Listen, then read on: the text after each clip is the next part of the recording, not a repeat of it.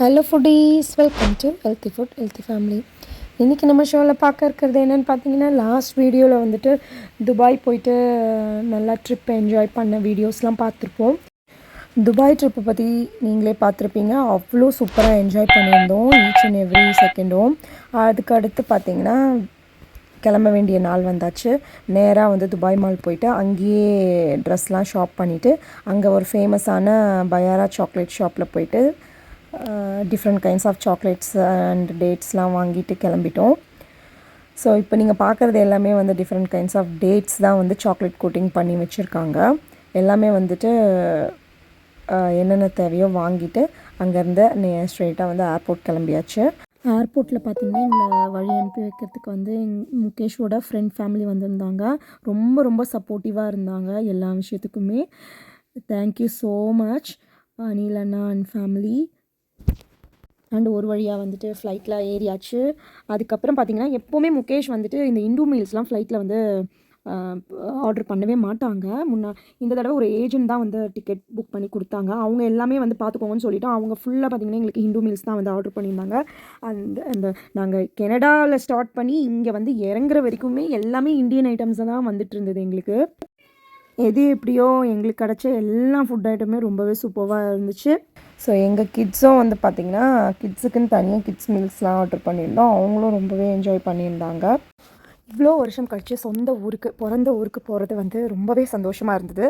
அதே சமயம் வந்துட்டு நம்ம குழந்தைங்களாம் வந்துட்டு முதல் முறையாக வந்துட்டு சென்னையை பார்க்க போகிறாங்க. அவங்க என்ன நினைப்பாங்க, நம்ம இப்போ கனடானா பார்த்திங்கன்னா ரொம்ப சுத்தமாக இருக்கும். இப்போது இதை தான் அவங்களுக்கு தெரியும், வேறு உலகத்தை அவங்க பார்த்தது கிடையாது குட்டி குழந்தைங்க. ஸோ இப்போ சென்னையை பார்த்து என்னம்மா உங்கள் ஊரை பற்றி நீங்கள் ரொம்ப பெருமையாக சொல்லுவீங்க, என்ன எல்லாம் இப்படி இருக்குது, அங்கங்கே டர்ட்டியாக இருக்குது, எச்ச துப்பி வச்சுருக்காங்க, அது வந்து கண்டிப்பாக நிறைய கொஷின் கேட்க போகிறாங்க. அது எனக்கு ரொம்பவே நல்லா தெரியும். அண்ட் இங்கே பார்த்திங்கன்னா வந்துட்டு நைட் ஃபுல்லாக நல்லா குழந்தைங்க தூங்கி எந்திரிச்சிட்டாங்க. ஊரும் வந்துடுச்சு. ஸோ ஏர்லி மார்னிங் 5 o'clock வந்துட்டு எல்லா லக்கேஜஸ்லாம் எடுத்துகிட்டு வந்துட்டோம். முகேஷோட ஃப்ரெண்ட் வந்து எங்களை பிக்கப் பண்ணுறதுக்கு வந்திருந்தாங்க. ரொம்பவே சந்தோஷம். நல்லபடியாக எல்லோரும் லேண்ட் ஆகிட்டோம். ஸோ நிறைய வேலை இருக்குது. சென்னையிலேருந்து வந்து இறங்கின லேண்ட் ஆனதில் இருந்தும் வந்து நாங்கள் ஐட்னரி தான் ஃபாலோ பண்ணிகிட்டு இருந்தோம்னா நீங்கள் நம்புவீங்களா? ஆமாம், ஆக்சுவலி எப்படியும் வந்துட்டு மிட் நைட்டில் தான் வந்துட்டு துபாயிலேருந்து இங்கே வரோன்றதுனால கரெக்டாக வந்து எப்படியும் ஒரு 5 o'clock வந்து இங்கே ரீச் ஆகும். 5 o'clock அப்புறம் வந்துட்டு வீட்டுக்கு போய் ரீச் ஆகிட்டு எல்லா லக்கேஜஸும் வச்சுட்டு நான் சொல்லியிருந்தேன் ஹஸ்பண்ட் கிட்ட, நம்ம வந்து பிரேக்ஃபாஸ்ட் வந்து சென்னைக்கு கூட்டிகிட்டு போன உடனே வந்து என்னை ஃபஸ்ட்டு இந்தியன் ரெஸ்டாரண்ட்டில் எனக்கு பிரேக்ஃபாஸ்ட் வாங்கி தரணும்னு சொல்லியிருந்தேன். ஸோ அதே மாதிரி கரெக்ட் டைமுக்கும் ஃப்ளைட் லேண்ட் ஆனதுக்கப்புறம் வீட்டுக்கும் வந்து சேர்ந்தாச்சு. ஸோ எங்கள் லக்கேஜஸ்லாம் வச்சுட்டு எல்லோரும் வந்து ஃப்ரெஷ்அப் ஆகிட்டு காலையில் எங்களுடைய முக்கியமான ஃபேமிலி மெம்பர்ஸ் எல்லாரையும் வந்து சாப்பிட கூப்பிட்ருந்தோம். அது வந்து என்னென்னா வந்துட்டு நாங்கள் இப்படி 10 வருஷம் கழித்து எங்கே போயிருந்தோமோ அவங்களும் அதே நிலமையில தான் இருந்தாங்க. ஸோ எல்லோரும் வந்து ஃபஸ்ட்டு பிரேக்ஃபாஸ்ட்லேயே மீட் பண்ணிட்டோம். ரொம்பவே ஹாப்பியாக இருந்தது எல்லாரையும் இவ்வளோ வருஷம் கழித்து பார்த்தது. ஸோ எங்கள் கிட்ஸ்லாம் வந்துட்டு என்னோடய ஃபஸ்ட்டு குழந்தைய மட்டும்தான் எல்லோரும் பார்த்துருக்காங்க நேரில். அதாவது குழந்த பிறந்த ஒரு 5 மாதத்துலேயே நாங்கள் ஊருக்கு கிளம்பி வந்துட்டோம். அதோடு இப்போ தான் வந்துட்டு அவளையும் பார்க்குறாங்க, மற்ற 2 கிட்ஸையும் பார்க்குறாங்க.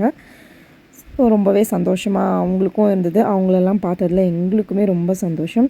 ஸோ பிரேக்ஃபாஸ்ட் வந்து கீதம் ரெஸ்டாரண்ட்டு, அது நல்லாயிருக்கும் அப்படின்னு சொல்லியிருந்தாங்க. ஸோ சரி அவங்க சொல்கிறாங்க நல்லா இருக்கும்னு சொல்லிட்டு எல்லாம் போயிருந்தோம்.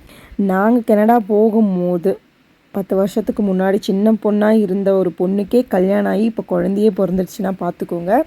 ஸோ காலம் வந்து எவ்வளோ ஃபாஸ்ட்டாக போயிட்டுருக்குன்னு. ஸோ அதுக்கப்புறம் எல்லோரும் வந்துட்டு ஒரு வழியாக வந்து உக்காந்தாச்சு. எல்லாம் அவங்கவுங்களுக்கு என்னென்ன வேணும்ன்ட்டு எல்லாம் ஆர்டர் பண்ணிட்டோம்.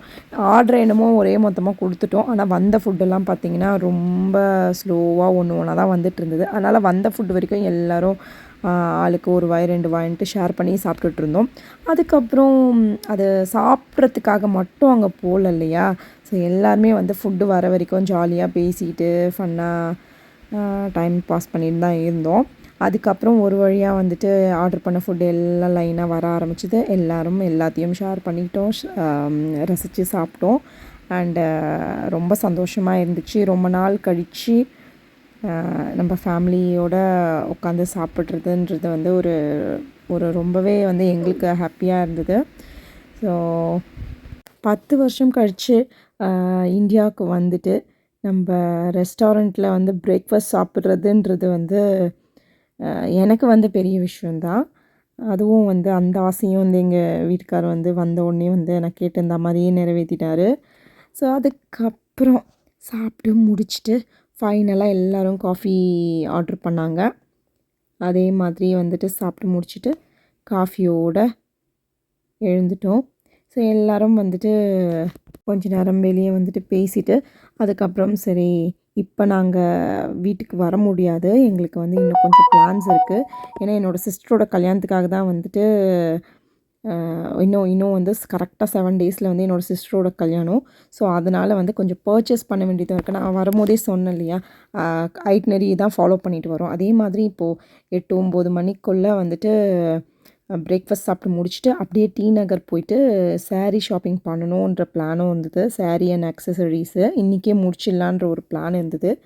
அதுக்கேற்ற மாதிரி எல்லாருக்கும் பாய் சொல்லிவிட்டு டி நகர் கிளம்பிட்டோம் சாப்பிட்ட கையோட. கூட வந்து பார்த்திங்கன்னா அம்மாவும் என்னோடய சிஸ்டர் நந்தினியும் வந்து கூட வந்திருந்தாங்க. அவள் தான் வந்து ஆக்சுவலி பார்த்திங்கன்னா கல்யாண பொண்ணு.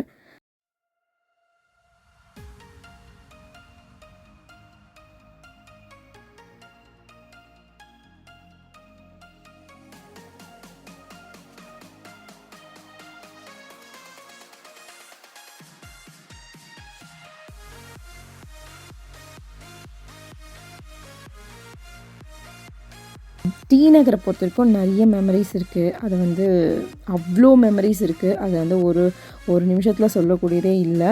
ஸோ அதனால் வந்துட்டு பார்த்திங்கன்னா டி நகர் எனக்கு கொஞ்சம் கம்ஃபர்டபுளான பிளேஸ்னே சொல்லலாம்.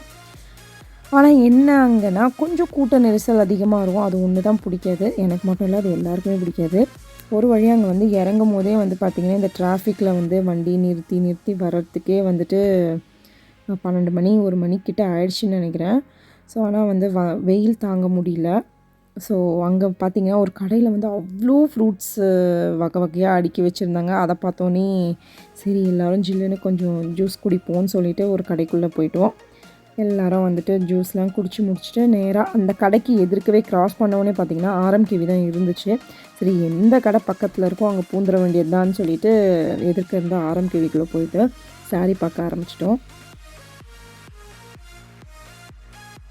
நாங்கள் போகும்போது அவ்வளோ கூட்டம் இல்லை, ஆனால் போக போக ஒரே கூட்டமாகிடுச்சு.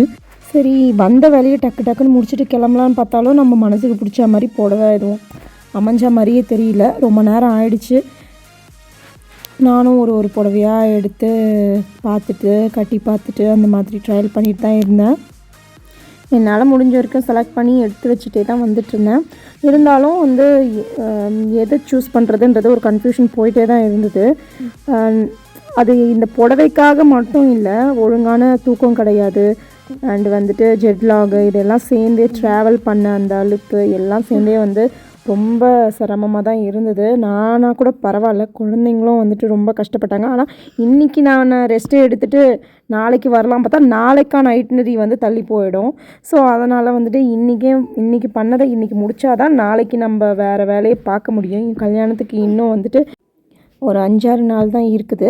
அதுக்குள்ளே வந்துட்டு வேலையெல்லாம் வேறு முடிக்கணும். ஸோ அம்மா வீட்டுக்கு போகணும், அந்த மாதிரி நிறைய விஷயங்கள் இருக்குது. அம்மாவும் தங்கச்சியும் இந்த மெரூன் கலர் முகூர்த்த சாரீ வந்து உனக்கு ரொம்ப நல்லாயிருக்கு அப்படின்னு சொன்னதுனால நானும் டைம் வேஸ்ட் பண்ண வேணான்னு சொல்லிவிட்டு இதே ஓகே பண்ணிட்டேன். அதுக்கப்புறம் எல்லோரும் ரொம்ப பசிக்குதுன்னாங்க. சரி பர்ச்சேசிங்கை பாதியில் விட்டுட்டு வந்து சாப்பிட்டுட்டு அங்கே பக்கத்துலேயே வந்து ஒரு பிரியாணி ரெஸ்டாரண்ட் இருந்துச்சு. அங்கே போய்ட்டு பிரியாணி ஆர்டர் பண்ணி சாப்பிட்டோம். எல்லாமே நல்லா இருந்தது. அதுக்கப்புறம் திரும்பவும் கடைக்கு வந்து அந்த புடவையை இன்னொரு தடவை கட்டி பார்த்துட்டு அதை ஃபைனலைஸ் பண்ணிட்டோம். அதுக்கப்புறம் எல்லா புடவைக்கும் வந்துட்டு அந்த டசல்லாம் போட வேண்டியது இருக்குல்ல, அதுக்கு கொஞ்சம் டைம் எடுத்தது. அதுக்குள்ளே வந்து குழந்தைங்களுக்கெலாம் போயிட்டு குழந்தைங்க செக்ஷனில் தேவையான ட்ரெஸ் எல்லாம் எடுத்துட்டோம். இதுக்கு அடுத்து பார்த்திங்கன்னா ரிசப்ஷன் சாரியும் எடுக்க வேண்டியது இருந்தது. அதையும் பார்த்து எடுத்துக்கிட்டு ஒரு வழியாக எல்லா சாரீஸும் வந்து கொடுத்து பில் போட ஆரம்பிச்சிட்டோம். இதெல்லாம் முடிச்சுட்டு பில்லெல்லாம் பண்ணிவிட்டு வெளியே வர்றதுக்கே பார்த்திங்கன்னா நைட்டு வந்து 8 மணிக்கு மேலே ஆயிடுச்சு. ஸோ ஒரு வழியாக நல்லபடியாக வந்து புடவை எடுத்து முடிச்சாச்சு. அதுக்கப்புறம் எல்லாருமே பார்த்திங்கன்னா வந்து 9 மணிக்கு வந்து ஆட்டோ பிடிச்சி பக்கத்தில் தான் வந்துட்டு அசோக் பில்லரில் தான் வீடு. ஆட்டோவில் போகிறோம். ரொம்ப வருஷம் கழிச்சு ஆட்டோவில் போனது வந்து நல்லாவே இருந்துச்சு. பசங்களுக்கெலாம் வந்து புதுசாக இருந்தது. என்னடா இது இந்த மாதிரி கூட வண்டிலாம் இருக்கா, சூப்பராக இருக்குது இந்த ரைடு, எல்லா பக்கமும் திறந்த மாதிரி. ஏன்னா கனடாவிலலாம் ரொம்ப சீட் பெல்ட் போடணும், அது போடணும், இது போடணுன்ட்டு எல்லா பக்கமும் க்ளோஸ்டாக இருக்கும். அப்படிப்பட்ட வண்டிங்களில் வந்து ட்ராவல் பண்ணிவிட்டு இந்த மாதிரி திறந்த வெளியாக ஒரு வண்டியில் ட்ராவல் பண்ணுறது வந்து அவங்களுக்கு ரொம்பவே புதுசாக இருந்தது. அவங்க ரொம்பவே என்ஜாய் பண்ணாங்க. வழி ஃபுல்லாக வந்து வர வண்டிங்களையும் அந்த கடைங்களையும் அவங்க பார்த்துட்டே வந்தாங்க. நிறைய கொஷின் கேட்டுட்டு ஜாலியாக என்ஜாய் பண்ணிகிட்டே வந்தாங்க. எங்களுக்கும் ரொம்ப ரொம்ப சந்தோஷமாக இருந்துச்சு. நல்லபடியாக வந்து இன்னி ஐட்னரியை முடிச்சிட்டோன்னு சொல்லிட்டு வீட்டுக்கு போனதும் போய் படுத்து நல்லா தூங்கணும், நாளைக்காவது வந்து நல்லா ஃப்ரெஷ்ஷாக வந்துட்டு ஒர்க்கை ஸ்டார்ட் பண்ணணுன்ட்டு இருந்தோம். ஸோ ஒரு வழியாக எங்களோட இந்த புடவை எடுக்கும் படலம் வந்து நல்லபடியாக முடிஞ்சுது. அதை உங்கள் கூட ஷேர் பண்ணிக்கிட்டதில் ரொம்பவே சந்தோஷம். ஸோ இன்னும் நிறைய விஷயங்கள் உங்கள் கூட பகிர்ந்துக்க வேண்டியது இருக்குது. இந்த வீடியோ நிச்சயமாக உங்களுக்கு பிடிச்சிருந்தா லைக், ஷேர், கமெண்ட் பண்ணுங்கள். மறக்காமல் சப்ஸ்கிரைப் பட்டனையும் பெல் பட்டனையும் கிளிக் பண்ணிவிடுங்க. இதோட கண்டினியூவேஷன் நெக்ஸ்ட் வீடியோவில் பார்க்கலாம். உங்களிடமிருந்து விடைபெறுவது உங்கள் முகேஷ். நன்றி, வணக்கம்.